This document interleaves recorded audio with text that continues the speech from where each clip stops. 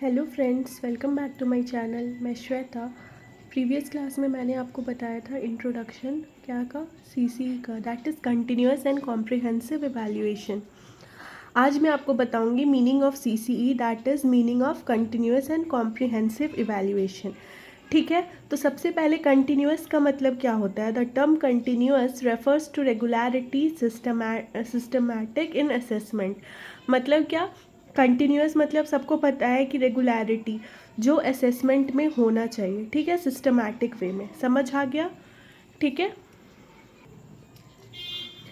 Comprehensive का मतलब क्या होता है। The term comprehensive suggest that evaluation of learners performance is followed by both scholastic and को स्कॉलेस्टिक एरिया। मतलब क्या कि इसमें दोनों आ जाएगा, क्या, स्कॉलेस्टिक और को स्कॉलेस्टिक, मतलब कि करिकुलर और को करिकुलर एक्टिविटीज़ दोनों। ठीक है, अब है डेफिनेशन ऑफ सीसीई, देख लेते हैं।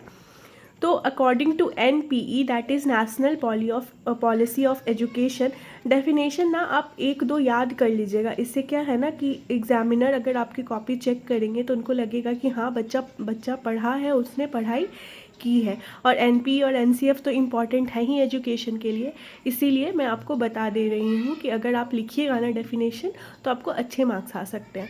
ठीक है, तो अब देखते हैं according to NPE, that is national policy of education 1986, CC का डेफिनेशन क्या है।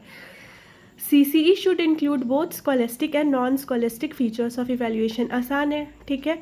फिर according to NCF, that is NCF कब, 2005, it suggest that school based CCE system be formed in order to minimise the stress of children, give space to teachers for creative teaching. तो इसका क्या है, क्या बोलता है कि सीसीई कैसा होना चाहिए जिससे कि बच्चों का स्ट्रेस कम हो और टीचर्स को स्पेस मिले। क्या का स्पेस, फॉर क्रिएटिव टीचिंग। ठीक है, अब क्या है एम्स ऑफ सीसीई। एम्स क्या है वो देख लेते हैं।